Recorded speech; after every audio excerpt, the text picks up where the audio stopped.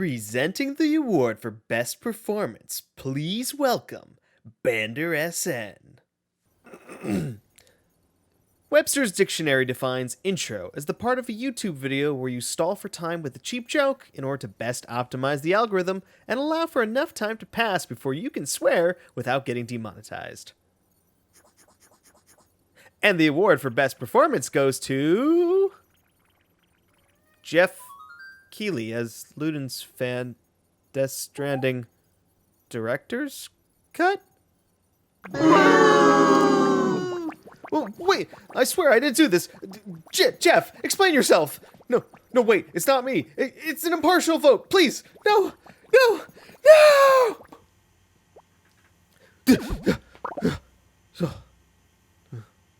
Wake up, everybody, because 2022 is here, and that means it's time to start thinking about the best games of 2021.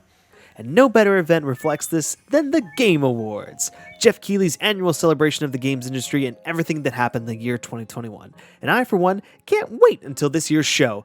Why, I'm a believer. You know the awards happened like 2 weeks ago, right? But the year isn't over yet. Are you telling me that the biggest award show for video games doesn't even cover the full year of games?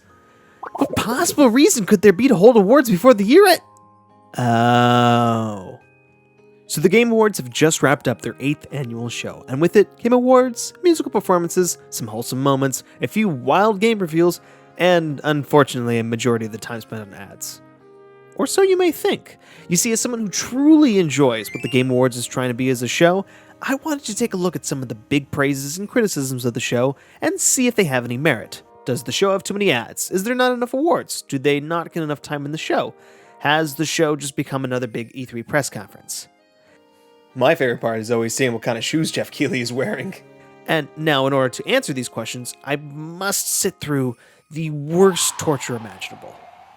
I have to watch the Game Awards. All of them. Maybe just like 5. So that's what I did. I sat through 16 hours of Geoff Keighley geeking out about how cool his job is and how much he likes Hideo Kojima, and mapped out how much time was spent in each segment. I then logged it into one of 5 categories: awards, reveals, ads, music, and honorary, which is if there's ever a segment honoring a specific person or group, such as the future class or the global gaming citizens. These can sometimes be ads, but I figured it deserves its own segment. Before I show the actual results, I wanted to share a few thoughts I had after watching 5 years of Game Awards, starting with 2017. This was, I believe, the first Game Awards I actually watched live, and while I like the fact that the ads are geared towards the gaming audience, it does kill the show's pacing to finally come back from a 3, sometimes 4-minute commercial, only to be given another 15-second ad read. Luckily, this got better as the years went on. Reveals for this show were definitely on the weaker end. I think this is the year that devs really realized you could have actual game reveals for this show. There's a lot of smaller titles here, but there are a few big ones, namely Breath of the Wild DLC, Soul Calibur 6, Bayonetta 3, and In the Valley of the Gods. This was the follow-up to that indie game Firewatch, which eventually went into development hell, and when the team was pulled off for this to make Half-Life Alyx, hard to say if this was a bad choice or not. And while I didn't watch the 2016 show fully, I did scrub through a little bit of it just to see what changed, and I gotta say, 2017 is a huge improvement. 2016 had this live crowd gathered at the front, and oftentimes you can hear people shouting things while people give speeches. 2017 just felt like a more professional show, and less like a gaming festival. I think the biggest thing that sets the show apart from the other attempts is the live orchestra. Having live versions of your favorite scores play in fun mashups is uniquely gamey, but still hella classy. I love that the opening to this show is just a big piece of a bunch of dope game themes, which for some reason Geoff stopped doing, and now we have Sting singing Arcane music and Chvrches. But you like Arcane and Chvrches. Yeah. The orchestra throughout the show will do cool tribute pieces to games like Mario or Overwatch, and cool samples of upcoming games like Horizon or Cuphead, and this all comes to a head with the performance of the Game of the Year mashup. Hands down my favorite part of the whole show, listening to the best scores from the best games. And PUBG.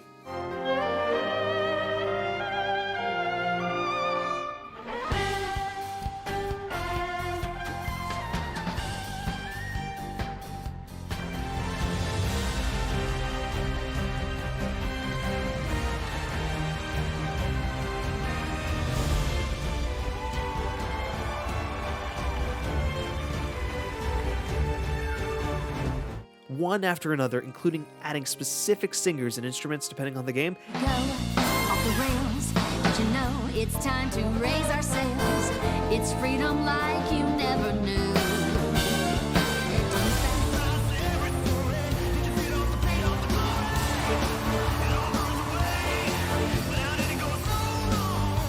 It's freaking awesome. This, all leading to Breath of the Wild winning Game of the Year, was the perfect end to 2017. I give this one a 6 out of 10.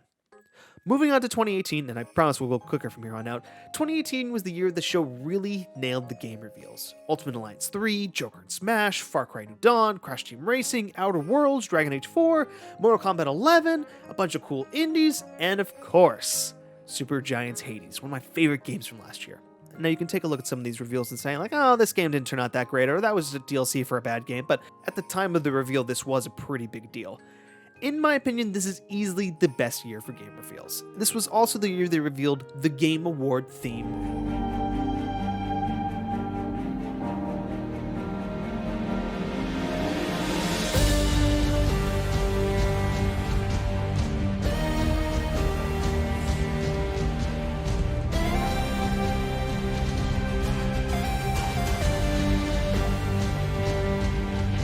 Made by Hans Zimmer, which is awesome. The show also opened with a short speech from the heads of all three major platforms. Suck it, Mr. Stadia and Danny Ouya. And for me, this show was airing on the same exact day as Smash Ultimate came out, so it really amped me up, and this was a great way to distract me from how much I wanted to play Smash Bros. This one got a 9 out of 10 for me. 2019 saw what's probably the biggest reveal of the show's history, the Xbox Series X. And what a moment that was. And they even had the reveal of Hellblade 2 as the first Series X exclusive game. This was a big moment for the TGAs, and it doesn't get much bigger than a freaking brand new console reveal. Other than that, there wasn't too much of note. They showed off Godfall, the first PS5 game, and Bravely Default 2. The sequel to Bravely Default, which already had a sequel called Bravely Second, but then again, this is coming from the studio that had a game called Project Octopath Traveler, which they inevitably renamed Octopath Traveler. And now they're releasing a game called Project Triangle Strategy, which eventually got the name Triangle Strategy. This show also had like 50 reveals and ads for Magic-based games. It was very strange. Wolf Among Us 2, a couple of new League of Legends games, and ending with the big one more thing, the Fast and Furious Crossroads. Family, family, family, family, family, family. Fortnite also showed off a special live event where you get to see special Star Wars preview. This is literally the part where they explained how Palpatine came back. I am not joking, they used Fortnite for actual critical Star Wars story. The dead speak! And for me, this was also the first time I live reacted to the show, which you can watch on this very channel. This was a good year, not a great year. 2020 was a bit of a weird one. No live audience for obvious reasons, and no live orchestra. All the awards were accepted via Zoom calls, complete with bad webcams and even worse microphones. Geoff, how you doing? I'm doing good, Reggie. Take it away. I would not call this a bad show, though. Without having to wait for people to walk on and off stage, the pacing was way quicker. Reveals were Sephiroth in Smash, Perfect Dark, Back 4 Blood, Callisto Protocol, Arc 2 with Vin Diesel, Family. the gameplay for It Takes Two, and ending it off with the announcement of a brand new Mass Effect game. It's called Mass Effect Will Continue, which is a strange name, but I kind of like it. Some of the music performances were a little weird to see via video feed, but it mostly worked. It's not the best show, but they certainly made it work given the circumstances. Again, I did a live reaction for this, and I really enjoyed this one. This one was an 8 out of 10. And lastly, 2021. Back to a live audience this year, and boy, this show definitely feels better with the energy of a live crowd. They use so much canned laughter and applause. Oh, snap, with the plasma sword? A lot of them, like, I don't know, stab things or something? And Metroid Dread checks off both the action and the adventure box.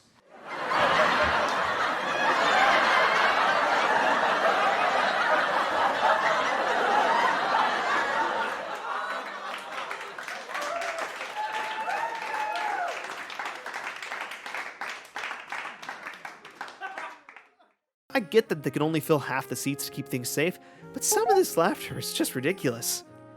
Reveals include a new Star Wars game from Quantic Dream, a Wonder Woman game, gameplay for Hellblade 2, Alan Wake 2, Sonic Frontiers, Cuphead DLC, gameplay for the Suicide Squad, Arc Raiders, Dune Spice Wars, and trailers for Sonic 2 and the Halo TV show.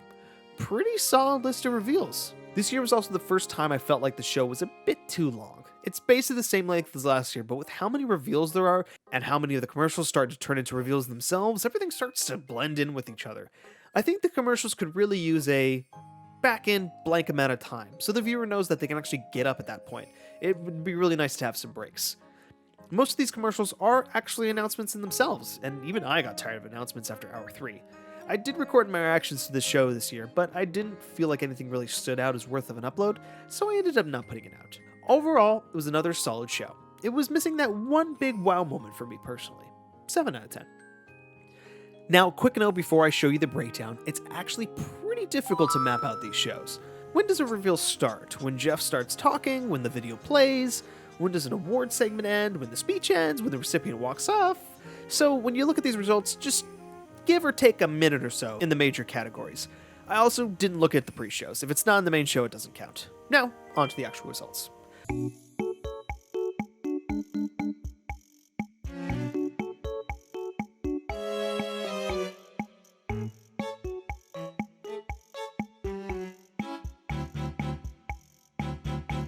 Starting with the reveals, they have generally taken up more and more of the show as time goes on. Even the commercials have started to have reveals themselves. In 2017, we had about 53 minutes of trailers, and this only increased all the way to about an hour and 20 minutes by 2021. Reveals jumped from around a third of the show to almost half of it. Now, obviously, I like reveals, and I think looking at the future is just as important as celebrating the past. Both are quintessentially video games. But I do think Geoff could be cutting it down by maybe 2 or 3 reveals, or maybe being stricter with how long a trailer can be. Especially for the ones in the middle of the show, which can definitely drag when you know you've got another hour and a half left. Now for the ads, you may think the show has gotten worse and worse, but after 2017 it actually got better, and then much worse again. Again, these are really hard to quantify, and if you don't care about the global gaming citizens, then even these can feel like ads. But yeah, it's a lot. Basically, each year there's about 20% ads. It got better in 2018 and 2019 before ratcheting back up in the next 2 years. Granted, 2020 had a lot less people walking on stage, so the ads do take up a bigger percentage of the show. But with 2021 being even worse, it's very apparent that the show needs a pretty big ad metric. Like I said, I just want a timer to let me know if I can get up and leave. I just want breaks. Obviously that means I'm not watching the ads, but it would just make things a little smoother. I do think that having a third of the show be ads is a bit excessive, and with how much viewership increased from 2019 to 2020, are you really going to tell me that you need more ads to cover the costs? Surely we can cut it back down to the 30-minute mark. Family. And now, for the most important metric. Does the show spend enough time on awards? Well, the answer is no. From 2017 to 2021, the show has gotten worse and worse about giving devs their moment to shine. We've gone from 50 minutes of awards all the way down to under 40. Speech time has been cut down, and Geoff has even stopped saying the nominees in those rapid-fire award segments.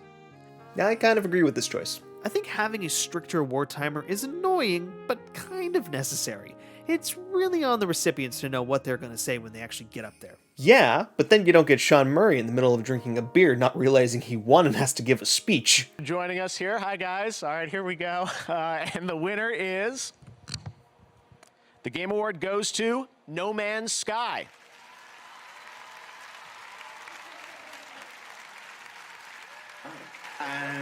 I was not expecting that.